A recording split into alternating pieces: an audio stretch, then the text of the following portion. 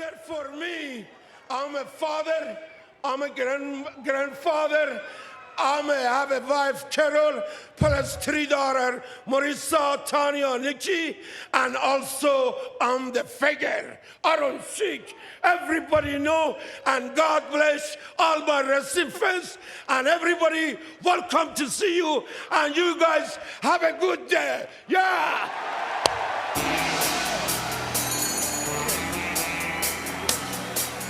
I hate to say goodbye. He'll zoom the camera for you. He'll zoom the camera. Ladies and gentlemen, thank you for coming back to the hot seat. I'm Ian Torch, and the following interview is scheduled for one fall with a 60-minute time limit.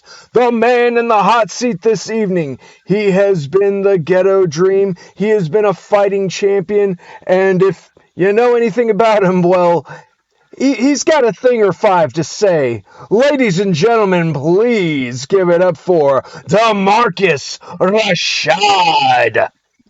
Hey, what's up? What's up, brother? You doing all right today? Oh, yeah. I'm enjoying this new month, and believe me, I've got a few other projects, and they entail this and that, and I'm almost colorblind at this point, for lack of a better term. Not complaining. Yeah. So how have you been handling the heat and the new month and any cinematic controversies chewing at you? We just got done watching the Spider-Man Across Universe. Then Nice. we're waiting for Transformers, but we're Marvel comic and Teenage Mutant Ninja Turtle fans. Yeah. So You hydrate too much and it comes back to haunt you. Yeah, no. Yeah, people bring up Marvel and they're like, you do know Marvel had the rights to Transformers at one point. If they'd held on to it, if they'd held on to it when the movie started, God, could you imagine that? Optimus Prime rolling through New York, Tobey Maguire, Tom Holland, or Andrew Garfield going, what is that? it's just crazy nowadays how if you look at I didn't know really deeply about the cinematic stuff, like with Sony owning certain Marvel characters, Disney owning certain Marvel characters. It's I grew up, everybody was just saying the same thing. It's crazy how somebody can buy that. It's just Well, I mean, when Stan and company were looking at it back in the day, they didn't think they could sell Marvel as a whole when it came to getting anyone's attention. So it was like, well, this demographic likes Spider-Man, so let's cut a deal with this shoe company and these people over here, and this little group called Sony wants a piece of the wall crawler. All right, cool. So then, PlayStation came out and they exclusively had all the Spider-Man games for a good hot minute. So there you go with that. Well, Warner, on the other hand, they sold DC as a whole. When they acquired it, they got everything. Anything that was going to be connected to DC Comics, Warner had a hand in. And this also gave DC a chance to do some alternate stuff for younger audiences. So they had the Looney Tunes for, kids, and they were able to do Bugs Bunny stories and all of that, which is why they had those weird crossovers where you had a realistic Elmer Fudd in Gotham City hunting down Batman because, one, he was hired to, and he heard that Batman is as wascally as a wabbit. It's a real comic. You can totally look it up. They just messing up. I don't know. Nowadays, the whole world's just crazy. Yeah, I know. It's some of it. You're like, wait, they allowed this to happen, and yet Marvel still isn't doing Gargoyles comics, even though Disney owns the rights to most of the Marvel Universe, and they could totally put the Gargoyles in the Marvel Universe. That hasn't happened. You have Dynamite behind that, which they're a great publisher themselves, but how they got the comic rights to Disney, but Disney can't just say, yo, we're going to want those back. We got this publishing house over here. Yeah. So, Um, you got any big shows happening this weekend? I'm wrestling Nate Collins at DFW Sunday. I'll be going back to TWA this Friday, and then I'm hoping to see what's going to turn out after tomorrow. What about See, what about last weekend? Did we miss any shows?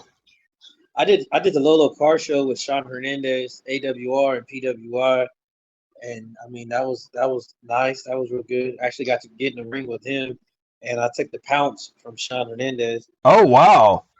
Yeah, that Wait, was a Monty handed it down to somebody. I didn't think that was ever coming back. yeah, that was a. I thought I was going to fly over the ropes. That was I mean, a that was. proper pounce knocks you off your feet for sure. Uh, I can say I can say that though. Like it's funny because I remember when I wrestled Rodney Mack in the triple threat, I accidentally broke my toe on his chest, and then here I am getting pounced by Sean Hernandez. First time in the ring with him, and I'm like flying, like oh shit, this is crazy. I mean, Rodney Mack's a solid dude in every Yeah, aspect. So, yeah, you breaking your toe, be lucky it was only your toe. it is. Looking back, I was nervous because when you're doing Muay Thai, we're taught to kick with our shin, so we point our feet. And that's why I tell a lot of people like, oh, you need to put wrestling boots on. And it's like my go-to thing, and I'm known for it, is my kicks. I can't kick with boots because I have to extend my shin. And even at the that dumbass show we did with that bullshit ass promoter who didn't pay nobody, Oh, it was the first time ever I threw kicks not wearing shin guards. Kimbo, get over here now. uh, bullshit show. The show was beautiful. It's just that the promoter. And he even still. So yesterday, I found out that he didn't even pay for the ring, and it's like, and I found out I'm blocked from calling his phone and shit. Uh, w- Yes. Moral of the story is we're gonna keep it short and sweet. Don't. I say just stick to those who are. The wrestling business in Texas is beautiful, but we allow certain people to just come into our community and our culture, and then we'll believe them. And I've been the type of guy that's like, okay, you want to come start a company? I can help you get this. Then at the end, this is my first time ever getting burnt like this.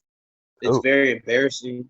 I'm not gonna make no threats to the guy because at the end of the day, I'm still successful. I did a podcast interview yesterday talking about him, and I have a lot to lose if I ever slap him or anything like that. The greatest mm, revenge is success. I'm still part of my family. My family knows I wouldn't fuck them like that. But as for him, I mean, his face is on social media, you know. mm. So Uh, that's also hard wrestling had a lot of potential, especially with the show that we produced and the talent that was on there. And the first time ever, I actually got to sit back and actually be able to do what I want. And the way how I was told and the way how I did it was I wanted a wrestling company that could be represented in a way that I love wrestling, and that's mid card WCW wrestling, and still had storytelling to it. We didn't have to go too much extreme hardcore, but we can give you that surprise, and that's what really pisses me off because I had so much stuff going forward for it, and him not paying everybody, including me, really ruined the business. And I'm gonna put that out there too. If there's anybody that has a wrestling ring, that venue, still looking for wrestling. I'm not gonna be booking or anything like that. I'm just gonna stick to wrestling. But I am, as of yesterday, uh, now being going back to club promoting for rap acts. That's the only thing and I know that I'm good at that. I've been doing that since I was 15. So I'd like to tell him thank you for that. The wrestling community has gotten closer to me ever since he's fucked me and my boys over, and he got me closer to the rappers. So hey, at the end of the day, somebody won. I'm not the most spiritual man these days, but I believe the phrase is if the good Lord closes a door, he opens a window, something like that. He opened up a lot of doors, Well, especially Saturday, man. Like there's a like right now. I believe this: if you truly love wrestling, man, you need to get yourself close to somebody in wrestling. And like yesterday, I had sat here and actually got to name like to me it means a lot. I got to wrestle Rodney Mack. I got to wrestle New Jack. I mean, oh, damn, I would never even think. I never would think that. I mean, well, he whooped our ass, but still. Then you get in the ring with Sean Hernandez. I had a match with Ricky Reyes where he's having told me that he would wrestle me every week of the night. Like he liked that match. I got to wrestle Doki from New Japan. Like it's just, I mean, when you look at everybody, sometimes I have to, when my depression hits, sometimes I have to sit on this couch and think about 10 years ago and how life is now. Just to say like, fuck, what can you be depressed about? To myself. Because I mean, like 10 years ago, I would never suspect my life to be like this. well, on Hopefully behalf, somebody sees that. yeah. Well, on behalf of myself and I'm more than certain several others, I'm glad you didn't make certain decisions.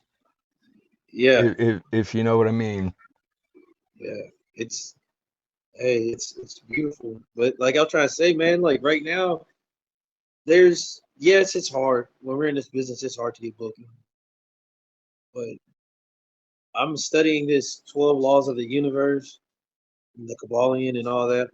I don't know, very, very, how can you say? Eye Things are starting opening. to line up. Huh? Eye opening, yeah. Things are Uh-huh. starting to line up. And if we stay in a dwelling, oh, doors ain't gonna open up for me. We stay in a negative way. We close doors on ourselves. For I know somebody's gonna get mad. I know anybody's gonna get mad, but everybody knows I'm gonna post things. Uh, we are made in the image of God, so I believe that whatever vibrations and visions we have, and whatever energy we keep to ourselves, or produce out, is what produces the day and our life and our future. And right now in my life, um, I'm starting to get more closer because everything is starting to connect. And once you change your mindset, we still gonna have storms. We're still gonna have our daily struggle. But don't tell yourself you can't make it in anything right now. Do not. F that. Be fucking worthy to yourself, because like my mother said before she passed away, everybody deserves peace and happiness.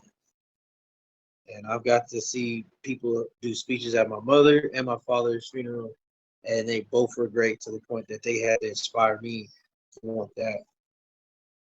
So I'm just saying, everybody, like, I'm known for saying motivational speeches, but please take this in consideration. Don't fucking give up on yourself, because life is not fucking going the way you want to. Change your mindset.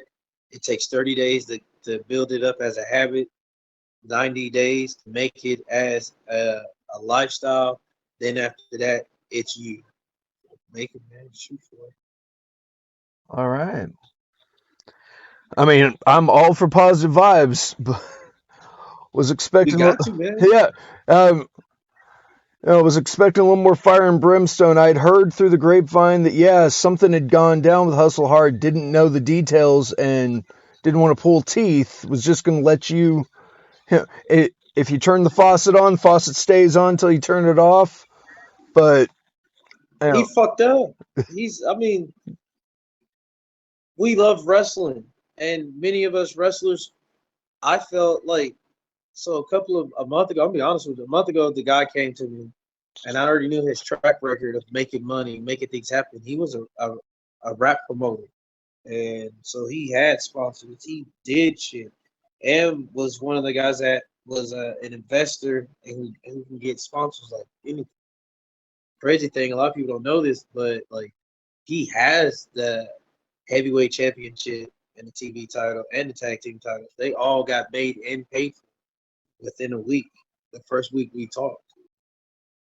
And like me seeing that is like, okay, well, he got the bread to keep doing what he's doing. I would never suspect nobody to fuck people up. Like, And what's so fucked up to me is that, man, I had everything planned out. The venue was for free. And then when they come up and hand him some money, I mean, like, bro, you should at least paid everybody. Like, and I'm not trying to be a dick or anything like that. Like, I'm not gonna lie, I was upset. Like anybody would be upset. Cause like last week when I was Yeah. yeah. Cause I don't want nobody to ever have I want to be able to walk out of wrestling and say and everybody can say I was a good guy. And that shit to me, a lot like today, I had a couple of people tell me, but I had one of my mentors call me and be like, nobody's putting the blame on you. Like that guy fucked up. Like he didn't pay nobody. Everybody knew it was his fault, but I got over it now because it's like, yeah, all my boys trusted. I don't. So I'm gonna be honest with you, and everybody knows how wrestling is. I've been blessed to be able to book in a lot of places, and the majority of the people I book or the people I reach out to is people who I consider is family. It may not be a whole bunch of people, but like Jeff Gann, you like I've booked you on shows before. I was very grateful too. Yeah, Omega. Uh, so it's always the same people, but these same people that I booked, they all have something different, you know. And it was I thought that the money was going to go long for us to keep going because we had some fucking like our group chat was banging to the point where like that man fucked himself over. He has to sleep with that. When you got the venue guy telling you like, dang, I didn't even know that y'all can produce wrestling like this. Like wrestling can happen. That guy literally said that he thought he was at Nitro 1997. And Fucking you and A. I know, yeah, you and I know, and he didn't say WWE Stone Cold. It was due to the fact on how we produced it was kid friendly. And there's a lot of other aspects that I want to make sure, like, it's nothing to knock nobody down from hardcore deathmatch wrestling. But like I said, mid card, I'm looking at TV, cruiserweight, and United States championship match. That's what I want from WCW. That's what like I'm not even gonna lie. Like yesterday morning, I got to lay here, woke up, got over here on the couch, and watched just the loudest pops from WCW. I didn't look for nobody else. But those moments that I want to put on Facebook, does anybody get those moments where, well, let me cherish my life real quick, but life is going beautiful, but let me just give myself the reason why I love wrestling. I just want to see the last part of Sting holding the WCW title at Starrcade. Oh When God. when Goldberg Oh. hosted up Hulk Hogan and won the heavyweight championship title, or even when well, I know a lot of people gonna get mad at me, but when Chris Benoit came back and returned, those pops and how did you feel? Because as a kid, you know, wrestling's always been there, so I knew that producing that show can draw closer, and that guy messed it up. But like I said, if somebody dropped off $175,000 to me, I'll pay everybody and bring back. I would literally take that company back and fucking make it the best company I could. Uh, One thing that pissed me off is that as a wrestler, to me, Hustle Hard Wrestling, I wanted it to be just like the two companies that I looked at, Anarchy Championship Wrestling and Heavy Metal. And I don't give a fuck what anybody says. To everybody that's doing all these deathmatch wrestling and out of control shows, remember, ACW was the first. So y'all should show respect to Anarchy Championship Wrestling. You should show respect to Darian Childs. I'm just stating the facts on that because Hustle Hard Wrestling was going to be based off the wrestling aspect of them, but the unpredictable styles of them. And I wanted it. I wish that if it would have went longer, I wanted to be able to say thank you to Dunbar and thank you to Darian Charles for allowing me to be around them and to excuse me, get over here one more time over here. But to be able to say that like y'all's way and philosophy of wrestling gave me my vision on that. That's what really breaks my heart too. Hustle Hard Wrestling. Well, okay. So are you saying you're wanting to bring I can't think of a better way of phrasing it, a Von Erich style like like a Texas promotion, but on a national level of recognition? Yes, Like that, and I like want that, it. like that would be your goal. That'd be your end game if you could get that to work. Yeah, yeah. Like I'm gonna be honest with you. Like this is funny. So before the Hustle Hard Wrestling ever started, I kept just thinking about like because they asked me what would you name the company, and I had told them, and so like the name came from me, but there's more than one person that's behind it. Like he's the head face of it, but there's the reason why I believe him is because there were multiple people that had good recognition and good track records on money. But back to the situation, like man, if I had enough money and I can get the national national attention, I would get a company called Texas Territory Wrestling. Because I mean, like, look at us. Like, this is no disrespect to Texas, but we need a strong base Texas company. You have your 30 core guys, but also give everybody a chance to work. And this is not to knock certain people off, but like there's certain companies that got leeway, but y'all been using the same fucking wrestlers for 4 years, and don't want to give nobody else a shot unless somebody kisses your ass. And I don't. I mean, I know certain companies ain't gonna book me. I've never done anything fucked up to nobody. I just know that in my heart, I feel that whether I'm a good guy or a bad guy, I can put in more work than their best friends can do. But that's a different story. But I would love to have Texas territory wrestling. We would have a heavyweight champion. We'll have a television champion, a cruiserweight, and a tag team and a women's division. And then I would have a tag team women's division too.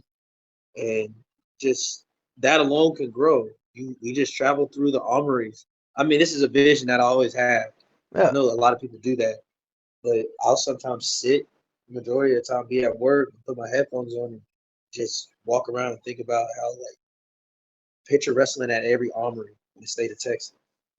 And we don't go out, but the whole goal is to be like the East Coast gets more of a shine than we do. Yeah. Everybody knows Beyond Wrestling. Everybody knows about IWA Mid South. Game Uh, changer. yeah, Combat Zone Wrestling. Texas needs that, but I think, and this is not to knock nobody off, but I think that we've allowed so much politics, bullshit to go on in Texas that certain people walk on eggshells while others can destroy others. You know, and I believe that. I mean, the last time I had talked to you, I was very upset about a lot of stuff. But now I just look at it as this: like, good overcomes evil, and the evil will be exposed. And everybody has to deal with their time when they got to dance, whether it would be with God or the devil. But you do have to answer to everything you've done to hurt everybody. But we need to come together as a community in the state of Texas and stop with some of the egos that we have. There's something that you can do that other ring announcers can't do. And everybody needs to realize that. Like, I don't care what anybody says. Austin, to me, is always going to be the Mecca, the new Mecca. Because look what Austin produced. And look what Anarchy Championship Wrestling did. Look what Darian did for Athena, ACH. Shout out to Ken Carson. But Ken Carson was a big play in that. So was Jacob Ladder. And then you got Jakis. Yeah. Like a lot of, and then we got Jordan Grace. Yeah. And then a God lot of people damn. a lot of Yeah. people need to like, People counted her out when she was 16. yeah, and now look at her. Yeah. Like, God damn. Ricky Starks, and all these people wrestled in ACW. And then if you take the time, like Masada too, if you take the time, dude, Masada's another motherfucker that really doesn't have to do deathmatch wrestling, but chooses to. And like people should be, us Texans should be like, yes, tip your hats to the Von Erichs. Because if it wasn't for the Von Erichs and anybody else in the state of Texas, uh, Gino Hernandez, uh, Gary Hart, If it wasn't for them, there wouldn't be no Texas. Like nobody wouldn't remember Texas. But like we need to take the time out today to be like Jordan Grace, ACH, because if we say in the wrestling industry right now, if we say Nick Gage's name, everybody in the state of Texas gets hyped. We need to start showing love to our people here and being able to get past our egos, man. If everybody got past their egos in the state of Texas, we would be like, I'm not saying to do super shows, but picture just everybody getting the time to shine. What would happen? What would happen if they just set up and said, like, hey, man, because I'm not going everybody's do it. Sometimes that should be hurting my feelings when certain people want to give me a shot. But then I'll be like, all right, let me do what I can do. But picture what would happen if everybody was like, man, I know he's trained. I know what he can do. I'll give him a little limit, but go out there and do what you got to do. Just don't go all the way out or give me less. Like, you know, I guess it's because I love the business. And there's nothing wrong with that. Don't be ashamed of it. I think that's another problem is, in this day and age where everyone, claims to wear their interests and their loves on their sleeve, we still, for some reason, speak in hushed tones around other groups when it comes to what we are into, what we do, what we follow, what we've grown up on, what we've grown ourselves up on. What made us love this business? Yeah, I mean, I've got a shoot job, and for the longest time, I wasn't ashamed to admit that. Yeah, I still try to keep myself in the wrestling world, but when I finally just said yes, I've been involved. I pulled up videos for coworkers and things like that, and I was ready for the ridicule. I was ready for them to drop the F word and all that, but then their eyes widened, like, yo, you do this shit? I'm like, yeah. It's a whole lot. It's a whole different. Yeah. Oh God. I think my vertebrae tightened up and I stood up straighter after, like, yeah, I'm a part of this. And they were like, fuck yeah. Times have changed. They have, thankfully. Yeah, times have changed. Because I wanted to. There's times that, like, right now in this world, in this day and age right now, what pisses me off now is that I loved being the outcast growing up. I loved it. And nowadays, everybody wants everybody to fit in. No, fuck that. Like a lot of people don't know this, but I'm gonna be open with it. Like, since I've moved here, I used to work on the gay strip, and like I've wrestled twice at Gay Pride. And I remember one night I was talking to so when I first worked at Pegasus, some of the drag queens would make their stuff, and I would be sitting at the way in the front, and they would come in because I'll be checking everybody's IDs at the doors. And one of the drag queens was like talking to me and was telling me, like, never doubt or look at the negativity in your dream, because they all knew I wrestled. And she's like, don't ever look at it and say, what if? Always look at it positive. Like, you're right. And then I remember telling her, I said, what's funny is I said, I'm like sitting here, I said, and, everybody is the same. And this is like a couple of years ago. Yeah. I said, growing up for me, like, I loved wrestling and comic books. That was a geek. That was a big no-no. Some of us geeks knew how to fight. Some of us didn't, But nowadays, to the world now, like, I hate the fact that everybody has to adapt to everybody's way of life instead of being yourself. Even when it comes to, like not to offend nobody, but even when it comes to mental health or just being yourself, like, man, when me and you grew up, you couldn't fucking show your Pokemon card. You couldn't talk about, like, now. And that's what pisses me off too. Now, like, I mean, not really pissing me off, but it's like, so where were y'all at when I was growing up? not to make light of other historical moments, but at times that was kind of like our Stonewall. Yeah. Like you had your handshake and your nod and your code words and things like that.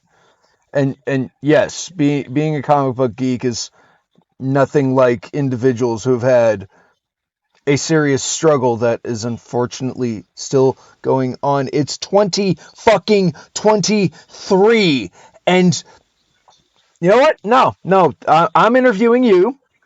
I'm interviewing you. We are continuing. Yeah. But you know where I'm going. You can imagine my little gremlin ass chirping away and throwing glass bottles around as I'm ranting for the most obvious of reasons. But anyway, so Well, I mean, I'm being true, real quick. Though, I'm being true, man. Like, man, we had. I think everybody needs to stop trying to be. Everybody wants to be different, but then everybody wants to be seen special. And growing up for us, it wasn't about being seen. It wasn't about being special, but it was about this the it was secret finding your society. tribe. It was finding your tribe. Yeah, your secret society tribe, Yeah. and like I dislike. I had a guy at my job named I ain't gonna say his name. He was a young kid. John Smith. We'll just say John Smith. Yeah, but he tripped out when I started talking about issues of the Spider-Man comic books. 'Cause I collected Spider-Man and X-Men, and then so we were like talking about it. I was like, yeah, that issue came out with the holograph. I have that issue still. And he's like, no, like nobody knows about that. Like you can't know that. Like a random person can't know that. And I was like, hold on, fuck you. Like Oh, I'm I'm sorry, just a mere commoner knows this language. yeah. And Fucking he gatekeeping. Oh, yeah, why do we still have gatekeeping? Why? 19 and told me what I didn't. He was expecting me a, to know that. a 19-year-old believed you didn't know about a comic series and a comic character that's existed since 1960 fucking 5. Really? Okay. And the Okay. funny thing is too, he goes like this. So I go, hey, bro, past the skin color and the tattoos, I am a geek at heart, homie. I used to have to fucking smuggle VHSs of anime, homie. Oh Like God. Anime y'all got the VHS. internet. Yeah, that God, we were like Han Solo back in the day. Oh Yeah. God. I know about the original Ghost of Shell, motherfucker. Like, Yes. God. The original Akira before they redubbed everything. Oh Yeah. man. Come on, man. Oh God. Life was beautiful. I'm so sorry. I'm sorry for getting off subject. Hey, no, this is nice and therapeutic. I was getting ready for a slightly rough little interview because I know you had some shit you had to take care of, and I was gonna be your soapbox if necessary, but this is nice. So Man, because I want to look. So I'm gonna be honest with you, man. Like I was last week. I'm gonna be open with this because I try to do my best open with. Uh, and there's two things I want to put this out here too. Um, I put so much motivational and spiritual stuff on my Facebook, and I at times are opening about mental health and depression and people committing suicide. And I'm gonna be open with this. Last Tuesday, due to the fact of Hustle Hard Wrestling, I'm gonna bring this back. That I had a situation where I was sitting in the car and was really messed up about it because of what he did. And like I said before, I never want to hurt anybody in wrestling nor disrespect this business. And I couldn't honestly get over that fact. And I'm the type of person that's a lot of people don't know this, but I suffer from depression. And at times my depression will come in hard. Like when it comes in hard, uh, there's two ways that I'll get out of it. Either my wife Alexis can help me, or I start digging on Google and start writing poetry. And luckily for me, there's a couple of wrestlers that didn't know this, but they consistently messaged me. I can't say their names to help me move up. I wanted to quit wrestling because that hustle hard wrestling, dude. I'm gonna be honest with you. Like, I'm sorry, I'm gonna say this. Like, Lou, you're a fucking bitch, bro. Because like, in my heart, uh, your name is nobody gives a fuck about you. You didn't come to this business. Me, I've been in this business since 2007, and ever since the age of 5, I never want to be nothing else but a fucking wrestler. And when stuff like this happens to guys like me that trust promoters or trust people that want to come and get in our culture, no matter what fucking race you are, at the end of the day, you can skate off and go off to the sunset. But we eat shit and breathe this business, even when we're at our shoot jobs. And we have our languages that we say now that the whole world knows about it. But like that shit didn't just like, oh, you can scrub that off. No, motherfucker, I fucked up a lot in life. And when it comes to wrestling, I'm gonna be honest with people, like wrestling has broke my heart more than anything ever in my life. Oh. And this includes like these past few years I've lost my parents, but wrestling has given me more of a heartache than even losing them in death. And so when this situation happened, luckily for me, certain people knew how much I loved this business and I would never fuck the boys over on that. But when you got a fucking guy like that, like I'm trying to take the consideration in this. Let's say if I see him in public and I beat his ass, I lose my wife, my home, my dogs, and my freedom. And I don't like.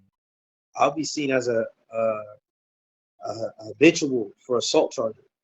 I don't. It's not going to be no time. I'll be gone. And I made up my mind. Like yesterday on the other podcast interview, they had talked to me about this too and asked about it. I said, the greatest revenge for me is him seeing me still wrestle. The greatest revenge for me to do is for this motherfucker to see me do a show with a rapper. And the greatest revenge is him seeing me continue to keep going. That's him that has to lay at home at night on whatever debt he has. I'm not going to wish bad on him. I'm not going to wish anything ill on him. But, bro, like, if you get income tax or some type of money, bro, pay my boys off. And then you need to hit me up for my money that you owe me. You owe $400 to the ring that you told me that you paid for. And you also messaged him and said that you were going to buy the ring. And then for me to find out that you never paid that ring and they still let us use that ring, that's another thing that fucking pisses me off. Wow. Because that man did that for me. You feel what I'm saying? Yeah, he could have dipped.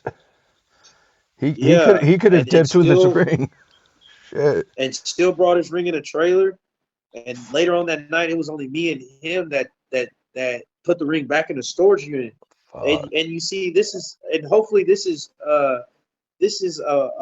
part right here. I want this part to get deeply into people's heads right now. When you fuck with us wrestlers that's in this culture, and you come and you want to make promotion and you shit on all of us, we do not just fucking look at each other with hate. There are some of us that have a fucking good ass group to the point that you cannot fight one of us in public and bring your homeboys and think that, it's going to be a one-on-one fight. And the days I've seen that happen. Yeah, and this is just a warning to people. Like, if you love this business, and this is what I'm learning right now from this right now, I'm not going to put my neck out no more for people like that doesn't have a track record. I don't give a fuck what you did. I'm still going to love my boys. I'm still blessed right now today that I was able to still be able to get my boys booked. I mean, those are my homies. I'm still blessed to be able to get another young talent booked at other places that I don't really wrestle at, but just to make sure he got his shit. And, the wrestling culture is a multi-race culture. I don't see race. Like, all my children are biracial. So I don't see race. And some of these people need to understand this, bro. There could be one wrestler that you be like, oh, well, this guy doesn't talk and chill with these guys. But, hey, man, and I'm going to leave it at this, man. He has to drink his water. And one day he's going to sit there. And I'm pretty sure now he's sitting there. And it's always going to, Les Brown says this, when you die, your dreams come to you like a ghost and say you could have did something. He has to deal with that fucking ghost. What if you would have not fucked those guys over? What would have happened? But you're going to see somebody out of wrestling on TV. You're going to see at least 5 of those guys that did your show. You're going to see them on TV, or you're going to see them somewhere where you're going to be like, fuck, That dude wrestled for me one time. Now look where he's at. You can never say that Hustle Hard Wrestling did something for somebody because of the way he did. So may the universe bless him, and may he understand that there's laws of karma, there's laws of attraction, and there's laws of the universe. You set your vibrations up for that. And that's a long list of people's energy that you wasted. So picture what's going to happen to him in a lifetime now. You know? Welcome, man. Man. Okay, let's not trying to brush that under the rug. Let's try to shift gears real quick. Let's do a dream sequence. The building's insured. You know you've got an audience coming. You know the boys are paid and the ring is in good shape. What is your card for the night? I'm talking beginning to end. You don't have to give me play-by-play. What is your dream card? I'm talking amount of matches, style of matches. Let's do 8 matches, and let's start off my main event is going to be Steve. What is it? No. Steve Reno Oh, good choice. versus DG Taylor. Oh, Yes. okay, all right. That's going to be called the Battle of Austin. That's going to be my main event. We're Oh, going to do this at Mohawk's Bar. good marketing. Yeah, Just bring it back home. Why not? yeah, we're going to do that. Austin's still in Mecca. We're going to do 3 main events. So the second one is going to be Scott Summers teaming up with Masada versus Rick Savage and Yule Ooh. versus Jeff Gant. Oh God. And shoot, who can I say? Jeff Gant, because he's going to be the small one. I'm going to have to throw in Skyler. So yeah, people are gonna bleed in that one for sure. Yeah, there's no Christ. rope, straight barbed wire. Oh, wow, okay. And we're gonna do four panes of glass with 200 light tubes around, and 4 sacks of 200 thumbtacks. Yeah, we're gonna call that the Dead Man's Curve triple threat tag. Yeah, That's a good title too. Shit. Yeah, You hold on to that one. You hold on to that one tight. And then the semi to start off that off will be ACH versus Zach Taylor. I see him up in New Japan. I still talk to him and still 100% behind him. After that, I will have to give I would like to see 2 of Ronnie Mac's girls and 2 of Ronnie Mac's boys versus 2 of Dustin Rhodes' students. 2 girls and 2 boys. We'll do that. Yes. Oh God, that would be great. Yeah, that'll be and it'll be elimination style match. I wouldn't put myself in this, but I would love to see, and just to see him shine. I would love to see Omega versus Shane Taylor, just so he can show everybody how good of a guy he is. I mean, how that he works. Both very proud individuals. The promos alone should be good on that one. Yeah, and then shoot, man, I would love to see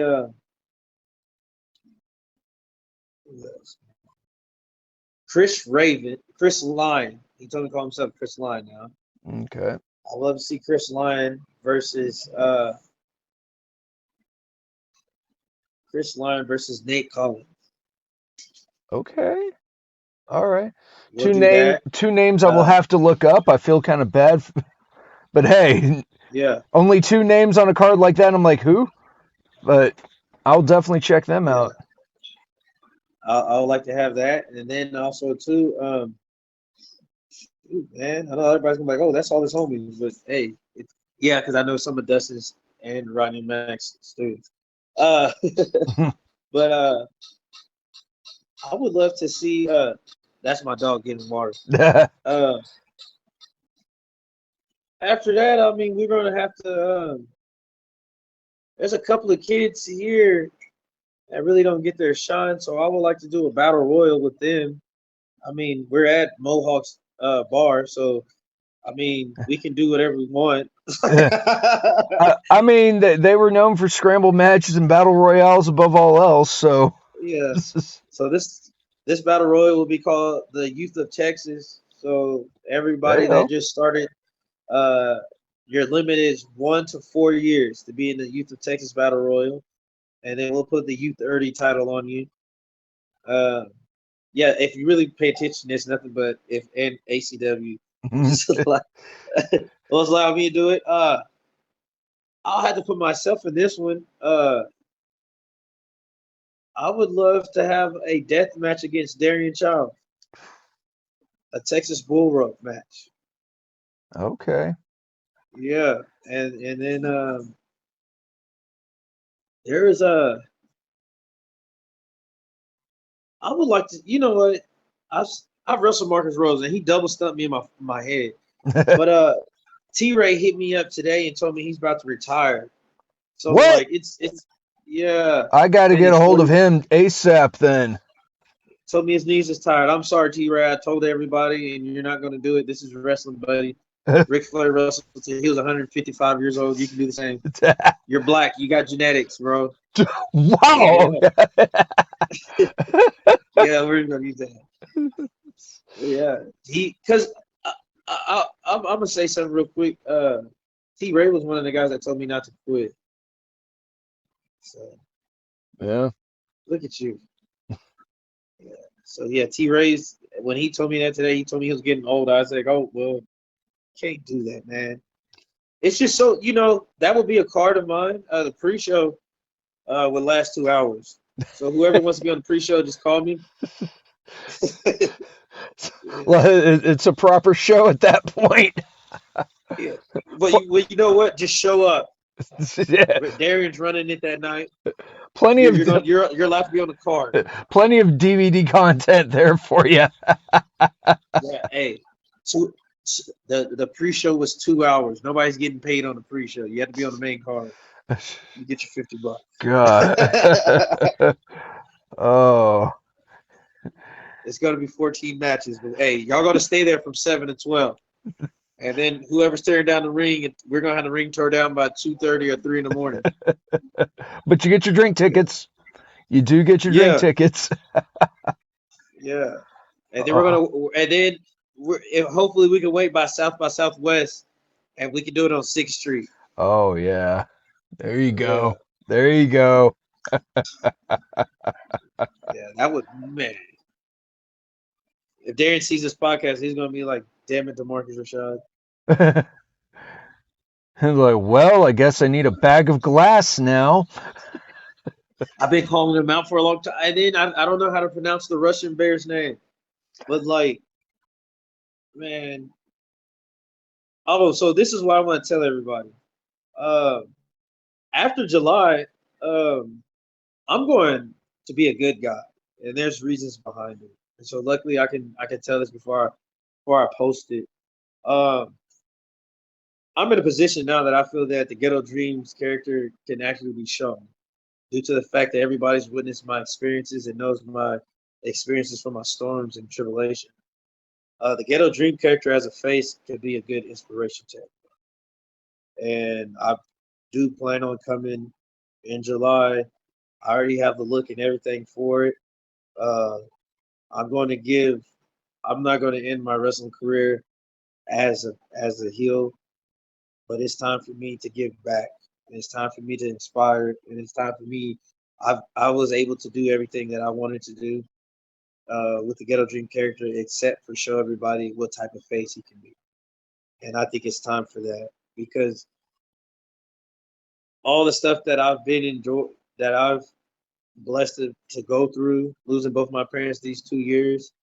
A lot of people don't know this either, too. Like, since living here in San Antonio, I've lost a lot of friends in my personal life.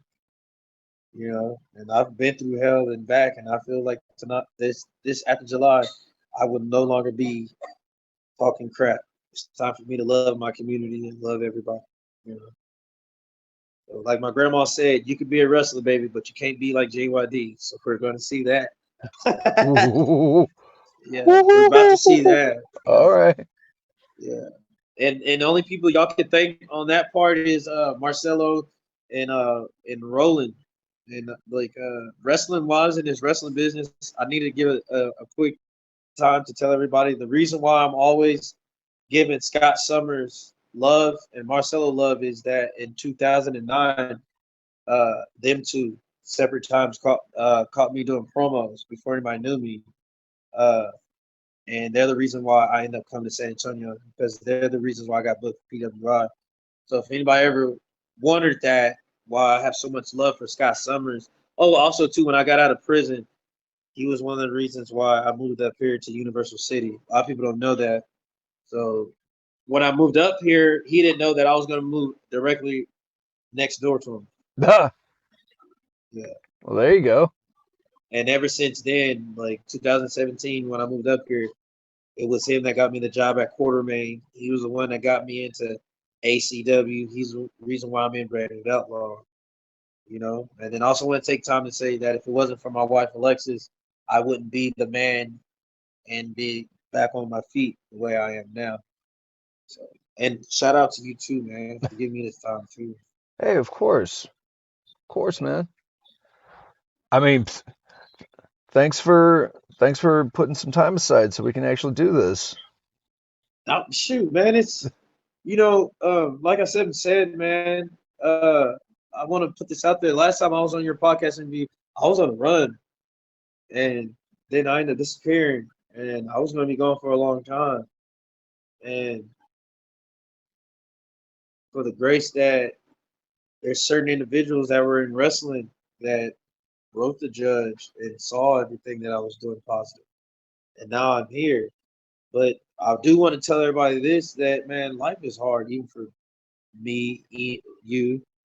I can't say your name properly, but me, you, we're all just human too. And at times, like I want, man, there's so much things that I wanted to do in wrestling that I want to use to help others.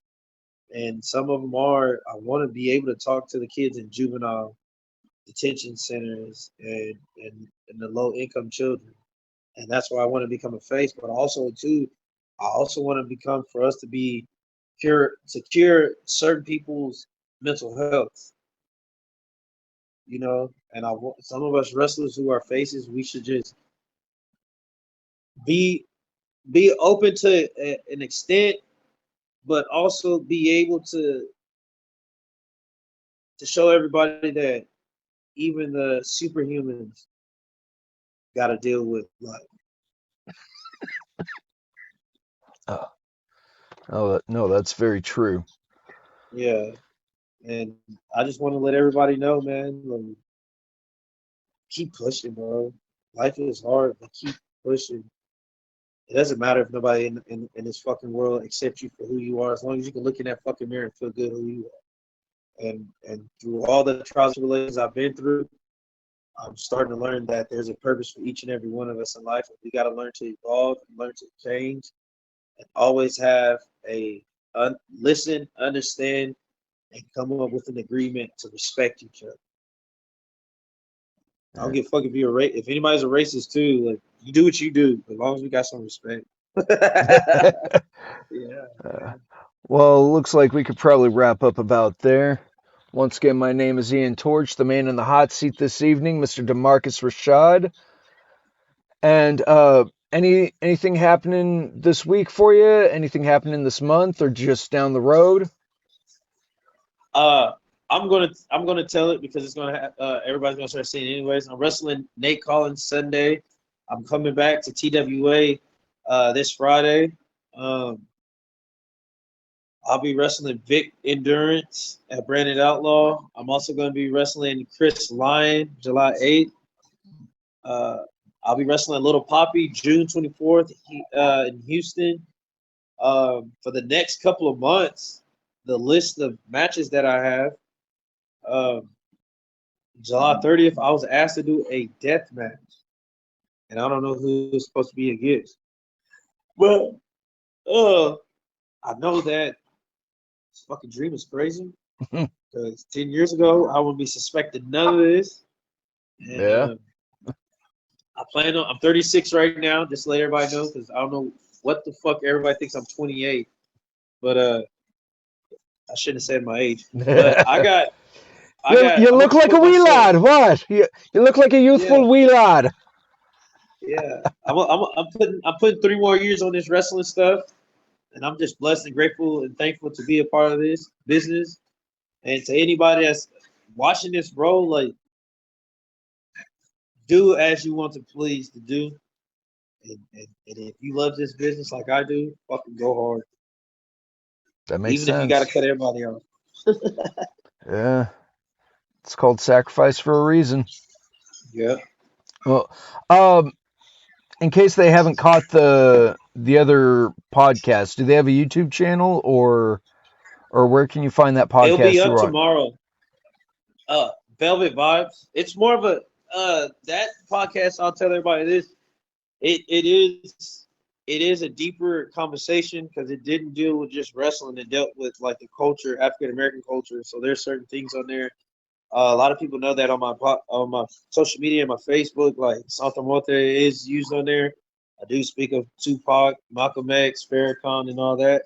I'm not a Muslim. I'm just very spiritual, but like I'm very proud of being African American. So on there, like I speak. It's a deep conversation on there.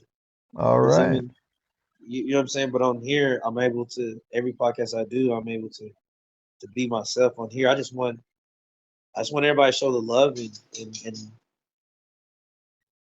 just be able to keep manifesting more dreams, I guess. That's a great way to set it up. Now, well, from us here, thank you for joining me on the hot seat. Once again, I'm Ian Torch. The man tonight was Damarkus Rashad.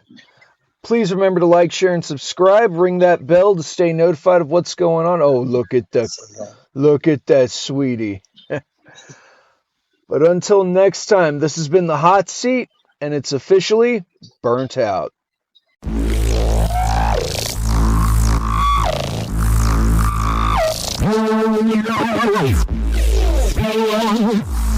Live.